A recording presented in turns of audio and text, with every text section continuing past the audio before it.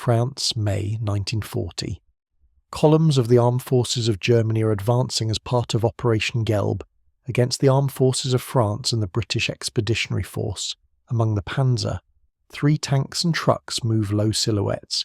These are the new Sturmgeschütz 3 self-propelled artillery vehicles built on the same chassis. The hull height of about 2.1 metres, 6.9 feet, allows the vehicle to hide behind embankments and bushes, and above the roadside only the superstructure and the commander's open hatch are visible. The task in this period is simple: to get close to a pillbox or fortified house and hit it with direct fire so that the infantry can continue along the road or through the village. The front of the superstructure is covered by an armour plate 50 mm, 1.97 inches, thick. The side armour is thinner, so the vehicle is positioned in advance with the front facing toward the expected fire. A short-barreled 7.5 cm StuK 37 L/24 gun is mounted in the front plate, designed to work with high explosive shells against concrete and brick. Inside the Sturmgeschütz, 3 self-propelled artillery vehicle, there are 4 men, the driver and radio operator in front, the gunner and loader by the breech of the gun. The Maybach HL 120 engine accelerates the vehicle on a highway up to 40 km per hour, 25 miles per hour. But near the combat approaches, the crew keeps a low speed and moves forward in short bounds. At the next pillbox, the infantry dismounts and spreads out along the ditches, and the StuG III moves forward and takes position on the roadside. The gunner sets the sight for 600 metres, 660 yards. The first high explosive shell lands in the ground at the base of the embrasure. The second breaks the masonry around the firing slit and disables the machine gun. After several hits, the fire from the pillbox noticeably weakens, and the rifle squads rush in to close the distance, using the fact that the concrete target is already partially destroyed. This type of episode becomes typical for the French campaign. The turretless vehicle works as a heavy support gun and moves together with the infantry. A year later, the front line has shifted far to the east. In June 1941, Operation Barbarossa begins against the armed forces of the Soviet Union. The same Sturmgeschütz. 3 vehicles now move along dusty dirt roads in Belarus and Ukraine and encounter completely different targets: T-34 tanks with sloped frontal armour and KV-1 heavy tanks with thick armour. The short StuK 37 gun at normal ranges of 500 to 700 metres, 550 to 765 yards, produces ricochets from the frontal plates of these vehicles, and armour-piercing shells do not provide reliable destruction. The possible sector of horizontal traverse is limited to about 25 degrees, and every additional turn of the hull cost the crew seconds under return fire. And before we continue, let me know in the comments where you're listening from. It's always amazing to see how far these stories travel, and if you're enjoying this one, don't forget to subscribe and smash a like. Assault artillery units start more often to look for cover near tree lines, ravines and bends in the roads, where they can wait for tanks not head-on but on crossing or side courses. The infantry now no longer simply calls in a self-propelled artillery vehicle to destroy a house, but assigns it the route of the enemy armour's approach. The StuG III takes position so that it can fire into the side at 300 to 500 metres, 330 to 550 yards, where even a high explosive shell can damage the running gear or set the vehicle on fire. Reports by battery commanders begin to include lines about the need for a more powerful gun if the vehicle is to work not only against buildings but also against the new tanks. These reports reach the Army Ordnance Office, and there a requirement is drafted to strengthen the armament of the Sturmgeschütz, 3 self-propelled artillery vehicle. At the Alket plant, the front plate of the superstructure is redesigned. The mantelet and mountings are reinforced for a longer and heavier gun. The technical specifications mention the 7.5 cm StuK 40L/43 gun, which is expected to provide a higher muzzle velocity and penetration of medium-thickness armour at ranges up to 800 to 1,000 metres, 875 to 1,095 yards.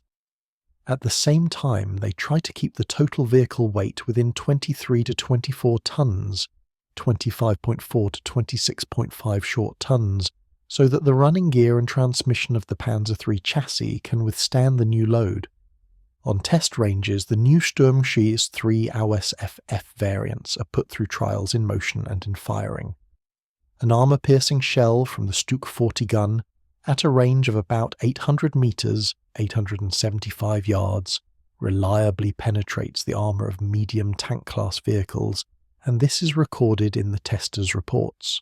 The front of the superstructure on subsequent series is strengthened to an equivalent of 80 mm, 3.15 inches, which increases the chance of surviving a hit in a rapid exchange of fire.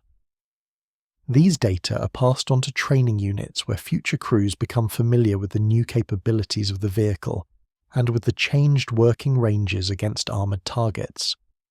On the Eastern Front in 1942, the first batteries with long-barrelled guns begin to operate in the same sectors where vehicles with short guns had previously worked. Now the Sturmgeschütz, 3 self-propelled artillery vehicles, take up positions not directly at the forward edge, but on reverse slopes of heights and behind blocks of trees, opening fire from lines at 600 to 800 metres, 660 to 875 yards. The infantry receives instructions not to advance until the StuG III is fired on the T-34 columns, so as not to come under crossing fire. The summaries note cases where several vehicles at such a range stop an attack and force the tanks to turn around under fire. In the Kharkov area and later near Stalingrad, the Sturmgeschütz, 3 self-propelled artillery vehicle combines 2 roles. It continues to break fortified buildings with high explosive shells and at the same time is built into anti-tank defence schemes. In street fighting, the ranges are often reduced to 100 to 300 metres, 110 to 330 yards, and here the low silhouette and strong frontal armour help, covering the crew from fragments and small arms fire. On the more open approaches to cities, the batteries are placed in sectors where a tank breakthrough is expected, and several reserve firing positions are prepared at intervals of 200 to 300 metres, 220 to 330 yards from each other. After 2 or 3 shots, the vehicle moves back to a new position in order to throw off the enemy's aim and reduce the risk of a return hit. When the German High Command prepares the offensive in the Kursk salient, the StuG III is already firmly included in the calculation of anti-tank assets. By the spring of 1943, the units receive modernised Sturmgeschütz 3 AUS-FG vehicles with a redesigned roof of the superstructure and reworked ammunition stowage, where armour-piercing shells are within easy reach of the loader. On the sides of some vehicles they fix shirts and skirts 5 to 8 mm, 0.2 to 0.3 inches, thick to weaken the effect of shaped charge weapons and anti-tank rifles. For the coming battle, the batteries are assigned sectors where they must cover the tank divisions and infantry from counterattacks by Soviet T-34 and KV-1 tanks. In July 1943, during the fighting at the Kursk salient, the StuG III meets enemy tanks no longer as a simple escort for a column, but as an independent hunter in defence. Self-propelled artillery batteries are placed on reverse slopes and in wooded areas where pre-surveyed firing sectors have been prepared. The first line opens fire at about 700 to 900 metres, 765 to 985 yards, at the lead and trailing vehicles of the columns, causing them to halt and disrupting their formation. The second line uses the moment when the tanks begin to manoeuvre and fires at the sides and at the joints between hull and turret, turning a brief stop into the loss of entire platoons. By this time, in the reports of commanders and in combat diaries, the Sturmgeschütz 3 self-propelled artillery vehicle is already described as the main anti-tank asset of infantry divisions. The low hull, sufficiently powerful gun and reinforced front armour allow the vehicle from an ambush position to fight tanks on equal terms without entering open manoeuvre. The StuG III no longer looks like just an assault gun for working against pillboxes. It has become a concealed tank destroyer that forces the enemy to accept new rules for approaching every field and every village. At this point in its story, it reaches the moment when, alongside it on another chassis, a larger Predator with an 8.8 centimetre gun will begin to be assembled, but the school of ambush fighting has already been formed here. After the fighting at the Kursk salient, where the StuG III self-propelled artillery vehicle was already acting as a fully formed ambush tank destroyer, it remains in service on the Eastern Front as one of the main anti-tank assets of German infantry divisions. In defensive belts around cities and important roads, the maps of assault gun batteries are marked with crossroads, forest clearings and approaches to bridges where enemy tanks may appear. There they prepare several firing positions at intervals of 200 to 300 metres, 220 to 330 yards, so that the vehicle can shift after a few shots. Infantry units occupy trenches nearby. But the StuG III crew receives a separate task to cover enemy armour on the approaches and to fire from ranges of 600 to 800 metres, 660 to 875 yards. By early 1944, the reports of infantry divisions increasingly state that the StuG III is replacing part of the classic anti-tank guns. Where towed guns had once stood, they now place self-propelled artillery batteries that can change position without a tractor and pull out from under fire. Frontal armour with an effective thickness of up to 80 mm, 3.15 inches, and a low silhouette allow the StuG III to survive the first minutes of a tank attack and continue working while the infantry holds the trenches. In sectors where the terrain is cut by ravines and tree lines, the vehicle takes up position in depth, keeps the road in its sights, and opens fire when the first tanks emerge from folds in the ground. At the same time in the rear, at the man and mag plants, work is underway on a new type of vehicle. No longer an assault gun, but designed from the start as a Jagdpanther Sd.Kfz 173 tank destroyer. Its basis is the chassis of the Panther medium tank with wide tracks and suspension, designed for a weight of about 45 tons, 49.6 short tons. On this chassis they mount a fixed armoured superstructure with a front plate 80 mm, 3.15 inches, thick set at a steep angle, and the main gun 8.8 cm. Pak 43 L71. The Maybach HL 230 engine with about 700 horsepower drives the vehicle on roads up to 45 km per hour, 28 miles per hour. But its real value is seen elsewhere, in the range and accuracy of its fire. On test ranges, the first Jagdpanther tank destroyer is run over rough ground and used to fire at armour plates that imitate the front and side of likely enemy tanks. At ranges of 1,500 to 2,000 metres, 1,640 to 2,190 yards. An armour-piercing shell from the Pak 43 gun penetrates targets that remain out of reach for most other guns. Test crews record the recoil, the work of the recoil brake and the state of the mantlet mountings, and note the need to reinforce some elements of the running gear. Reports emphasise that when its firing position is properly prepared, the new vehicle can hit tanks before they open effective return fire. On the Eastern Front at this time, the StuG III self-propelled artillery vehicle continues to cover medium ranges using well-practiced ambush firing methods. Through the winter and spring of 1944, assault gun batteries are often placed in forested areas on both sides of a road in order to deliver crossing fire at T-34 columns at ranges of 500 to 700 metres, 550 to 765 yards. The infantry gains time, attacks slow down, and command reports record cases where a StuG III battery holds a sector for a whole day thanks to accurate fire and frequent changes of position. At these lines, it is clear that a vehicle originally intended as an assault gun is now working fully as a tank destroyer for short and medium distances. The first combat use of the Jagdpanther takes place under conditions of limited resources and constant enemy pressure.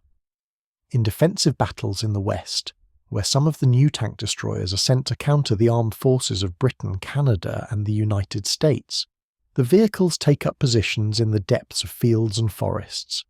Where M4 Sherman tanks are expected to move, the Jagdpanther is placed on firm ground with a firing arc of several dozen degrees and an initial aiming line at ranges above 1,500 metres, 1,640 yards.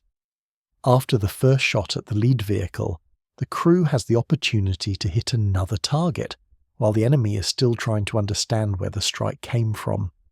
In combat conditions, the weak points of the new tank destroyer also emerge, linked to its weight and mechanical complexity. The weight of about 45 tons, 49.6 short tons, loads the running gear and transmission, and on soft ground or in deep ruts there is a risk of losing speed and exposing the side to fire.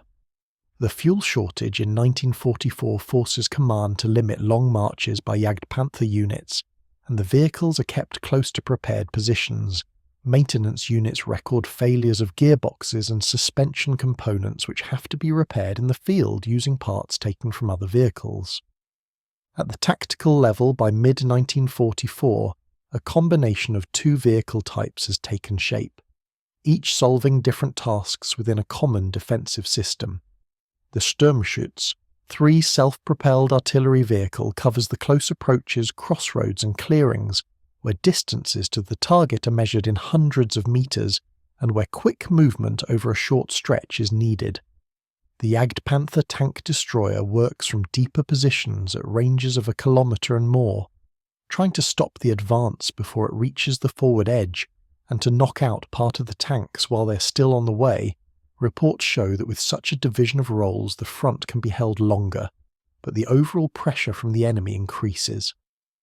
On the Western Front, in the battles in Normandy and later in the Ardennes, the Jagdpanther is used in areas with hedgerows and forests, where it is important to exploit long-range fire and keep the silhouette in shadow. The vehicle is brought into ambush near a clearing or behind a rise in the ground. The Pak 43 gun is pointed toward the expected appearance of Sherman columns, and the crew waits until the target enters the sight at ranges over 1,000 metres, 1,095 yards. After 1 or 2 shots, the driver shifts the hull back or sideways by 20 to 30 metres, 22 to 33 yards, to break the likely aiming point of return fire. When the position is properly laid out, several tank destroyers can disrupt the movement of an entire column, but this costs fuel and mechanical wear.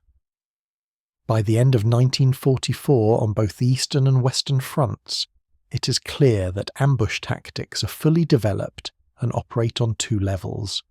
At short and medium ranges, this is the StuG III, well tested and well understood in the troops, with a clear logic of use and relatively simple maintenance. On the distant lines, this is the Jagdpanther Sd.Kfz 173 tank destroyer, which, given adequate support, can hit targets at ranges beyond the reach of most other weapons. At the same time, the overall situation for the German armed forces keeps getting worse, and even successful ambushes are increasingly recorded against the background of new defensive lines being lost and the number of operational vehicles shrinking. In the winter of 1945, on the roads of East Prussia and Silesia, assault gun batteries with Sturmschütz, 3 Ausf self-propelled artillery vehicles cover the retreat of infantry and columns of refugees. The Panzer III-based chassis is worn out by many years of marches, so after every 10 to 15 kilometre, 6.2 to 9.3 mile, move mechanics check the road wheels and tracks. On the maps for the StuG III, they mark small woods, junctions and approaches to bridges where T-34 and IS-2 tanks can be delayed for at least a few hours. Positions are prepared so that the low hull with frontal armour up to 80mm, 3.15 inches, remains hidden behind a fold in the ground until the first shot. In one of the villages, the vehicle takes up a position in the yard of a half-ruined house. The StuK 40 gun barrel laid out toward the exit onto the highway. Reports indicate that enemy tanks are expected to appear at 600 to 700 metres, 660 to 765 yards, and the gunner pre-selects aiming points by trees and poles. The infantry occupies trenches along fences, but the main task of the StuG III crew is to disable the lead vehicle and create a traffic jam on the road. The Maybach HL 120 engine is kept at low revs to save fuel and preserve the option to reverse back to a reserve position deeper in the yard. When 34 silhouettes appear on the road, the crew opens fire with the armour-piercing shells at the side of the leading tank. At a range of about 600 metres, 660 yards, the gun is still able to penetrate the armour of a medium tank, and one of the T-34s catches fire and blocks the passage. Return shells arrive, some hit house walls, one strike lands on a Schutzen side skirt and leaves a dent in the thin plate. After 2 shots at the next target, the driver backs the StuG III up by 20 to 30 metres, 22 to 33 yards, to throw off the aim of the tanks that are firing back at the muzzle flashes. Against the IS-2 heavy tank, the StuG III can no longer fight with confidence in a frontal engagement at 800 to 1,000 metres, 875 to 1,095 yards. Therefore the batteries try to occupy flanking positions along forest roads and country lanes, where there is a chance to fire at the side or rear of the heavy tank. In forested areas, the vehicles are placed so that the barrel points through a narrow gap between tree trunks, while the hull remains hidden from direct observation. Each such position can delay the advance for several hours, while columns of retreating units and civilians cross the next river or railway line. On the Western Front at the same time, Jagdpanther Sd.Kfz, 173 tank destroyers are concentrated in areas along the Rhine and at crossings near Remagen. The Panther-based vehicle, with a weight of about 45 tons, 49.6 short tons, is placed on firm ground to reduce the risk of sinking in and damaging the running gear during recoil. The 80mm 3.15-inch front plate set at a steep angle faces the likely direction of fire, and the main 8.8cm PaK 43 L71 gun is oriented toward bridges and approach roads. The initial aiming range is chosen above 1,500 metres, 1,640 yards, to use the gun's advantage in range and penetration. On one of the slopes, a Jagdpanther takes up a position in a cut, from which it overlooks a valley and a section of road, along which M4 Sherman and M26 Pershing tanks are moving. Through binoculars, the commander estimates the column's speed at 15 to 20 kilometers per hour, 9.3 to 12.4 miles per hour, and marks aiming references. The gunner sets the sight to 1,800 metres, 1,968 yards, and waits for the lead M26 to move out onto an open stretch without folds in the ground. The first armour-piercing shell penetrates the Pershing's turret. The tank stops, and part of the column halts, forming a dense group of targets on the road. After the second shot at a vehicle in the tail of the column, muzzle flashes of return fire and fountains of earth appear in the sight near the position. The sloped frontal armour withstands several hits at long range, but staying in place for more than a few minutes is dangerous because of artillery ranging and the risk of an airstrike. The driver engages reverse. The Jagdpanther slowly backs over uneven ground, the tracks moving over the soil under the load of 45 tons, 49.6 short tons. Deeper in the forest, the crew occupies a second prepared site, checks the temperature of the Maybach HL 230 engine and the remaining fuel, which is enough for only a few short sorties. Allied air power and artillery strikes make every Jagdpanther road move, even at 30 to 35 kilometers per hour. 18.6 to 21.7 mile per hour. A high-risk operation. Any hit to the running gear or damage to the gearbox at this weight almost guarantees the loss of the vehicle at the roadside. Maintenance teams use damaged hulls as sources of spare parts in order to keep a few operational tank destroyers in service. Maintenance logs record frequent replacements of road wheels, suspension components and repairs of leaks in the cooling systems. On the eastern roads, more and more StuG III vehicles are left behind because they cannot be recovered due to breakdowns or lack of fuel. Some stand with their barrels lowered near destroyed bridges. Others are stuck in deep ruts where a track has come off the support rollers.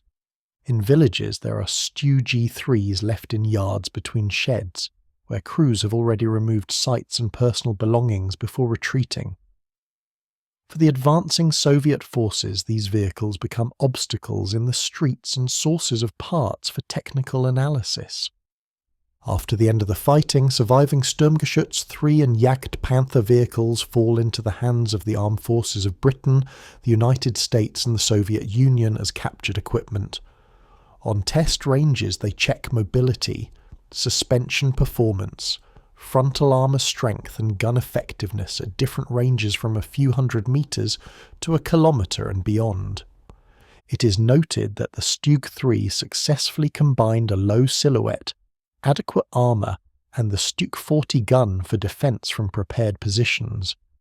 The Jagdpanther makes an impression as a platform for the powerful Pak 43 gun capable of destroying heavy tanks at long range. In post-war reports by engineers and researchers, both vehicles are cited as examples of the development of ambush-based anti-tank warfare. The StuG III self-propelled artillery vehicle is recorded as a practical solution for infantry divisions, where a medium tank chassis was turned into a low platform for direct fire. The Jagdpanther Sd.Kfz 173 tank destroyer is assessed as an effective but complex and expensive asset, dependent on fuel and maintenance. In different countries, these conclusions are used in the design of post-war self-propelled guns and tank destroyers, where the experience of late-war conceal hunters is taken into account.